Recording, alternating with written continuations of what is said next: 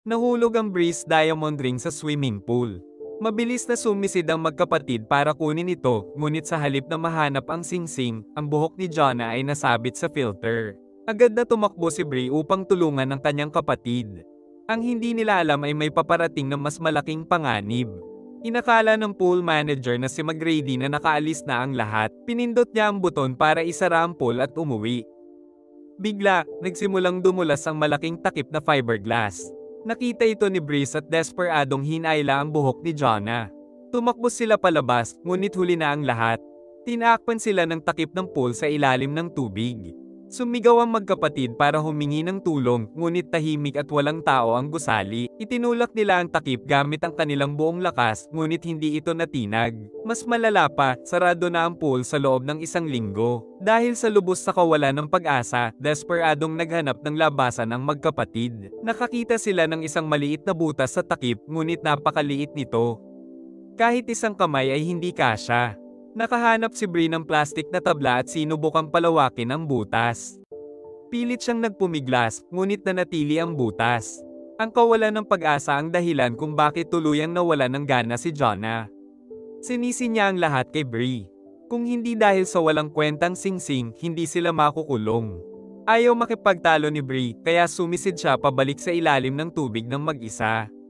Sa pagkakataong ito, kinuha niya ang singsing, ngunit may napansin din siyang mahalaga. Maluwag ang rehas sa pang-alis ng tubig sa ilalim ng kanyang mga paa. Kung magagamit lang nila ang rehas na yon, baka mabasag nila ang takip. Hinayla ni Bree ng buong lakas, ngunit hindi ito gumalaw. Desperado siyang humingi ng tulong kay Jonah, ngunit itinuring ito ni Jonah na isang masamang ideya. Sa sandaling iyon, tinawagan ng kasintahang si Breeze, si David, ang kanyang telepono. Ang mga mata ni Breeze ay puno ng pag-asa, tiyak na ililigtas sila ni David. Ngunit nang magtakip ang hapon, tumunog ang telepono ng maraming beses, ngunit hindi sumipot si David. Pagkatapos, biglang namatay ang mga ilaw sa pool na naka-oras. Nakapaligid sa kanila ang ganap na kadiliman. Napahawak si Breeze sa kanyang ulo, mapatla at malungkot. May diabetes siya at lubhang nangangailangan ng insulin, ngunit ang gamot ay nasa kanyang bag sa labas ng pool. Nang makitang nagdurusa si Breeze, sa wakas ay kumalma na si Jonah. Dahan-dahan niyang kinuha ang plastic board at sinimulang palawakin muli ang butas. Ang magkapatid na babae ay nakulong sa pool ng 4 na oras. Biglang bumalik ang ilaw ng pool. Si Clara pala, ang tagalinis ng night shift. Nang makitang may papalapit, kinatok ng magkapatid ang takip at sumigaw ng tulong, ngunit hindi pinansin ni Clara ang kanilang desperadong sigaw. Sa halip, sinimulan niyang halughugin ang pataka ng Breeze. Nang makakita lamang ng kaunting pera sa isang bank card, mukhang nadismaya si Clara. Pagkatapos ay pinatay niya ang mga security camera ng pool. Kalmado siyang lumakad papunta sa mga nakulong na magkapatid at nagsimulang makipag-usap ng casual. Lumabas na kakalabas lang pala ni Clara sa kulungan dahil sa pagnanakaw. Malaki ang utang niya, may anak na babae sa bahay at lubhang nangangailangan ng pera. Simple lang ang plano niya, mangikil ng pera mula sa magkapatid na babae. Hiningi ni Clara ang PIN sa Breeze bank card. Noon lang napagtanto ng magkapatid na sila ay bina-blackmail. Sa sobrang galit ni Yana ay isinumpa niya si Clara. Nagalit si Clara at agad na pinatay ang heating system ng pool. Palalamig ng palamig ang tubig. Pinag-isipan nito ni Bree ng mabuti. Pagkatapos ay ibinigay niya kay Clara ang kanyang PIN number.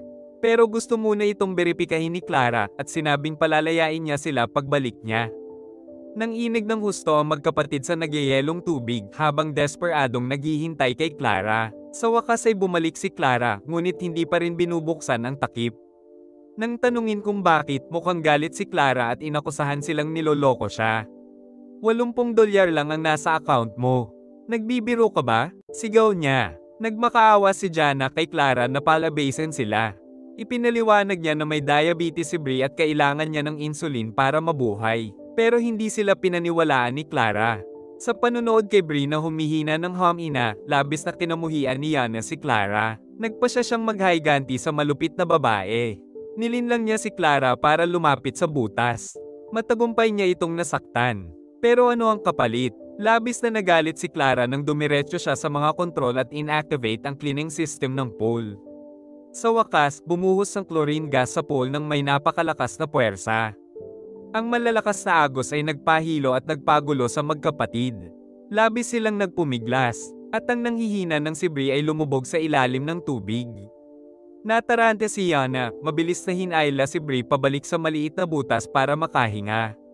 Nang makitang halos malunod ang magkapatid, napagpasyahan ni Clara na ayaw niyang may mamatay sa kanyang pagbabantay. Pinatay niya ang cleaning system. Pagkatapos ay bumalik si Clara at hiningi ang singsing na brilyante ni Bree. Nag-atubili si Bree, ngunit wala siyang ibang magawa at atubiling ibinigay ito. Sa pagtingin sa singsing, naisip ni Clara na maibebenta niya ito sa desenteng halaga. Nang wala na siyang ibang makuha mula sa kanila, sa wakas ay pumunta si Clara sa control room. Naghahandang buksan ang takip ng pool. Pero nang ilagay ni Clara ang code para buksan ang takip ng pool, nagpakita ito ng error. Lumabas na, binago na ni McGregor ang password. Ngayon, natarante si Clara. Kung hindi niya sila mailabas, mapapahamak ang magkapatid. Pero nang maalala ang kanyang naunang blackmail, hindi siya nang ahas na humingi ng tulong o magsabi kahit kanino. Kakalabas lang niya sa kulungan at ang huling bagay na gusto niya ay bumalik. Sa wakas, nagpasya si Clara na iwanan ng magkapatid, iiwan sila sa kanilang kapalaran.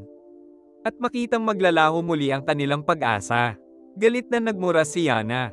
Pero nang lumingon siya, nawala na ng malay si Bree. Kung walang insulin agad, tiyak na mamamatay si Bree.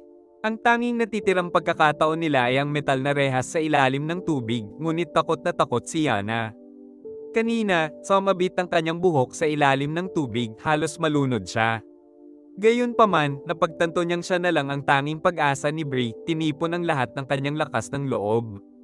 Sumunod siya sa ilalim ng tubig at hinayla ang rehas gamit ang lahat ng kanyang lakas. Nabigo ang unang pagsubok, nabigo rin ang pangalawang pagsubok.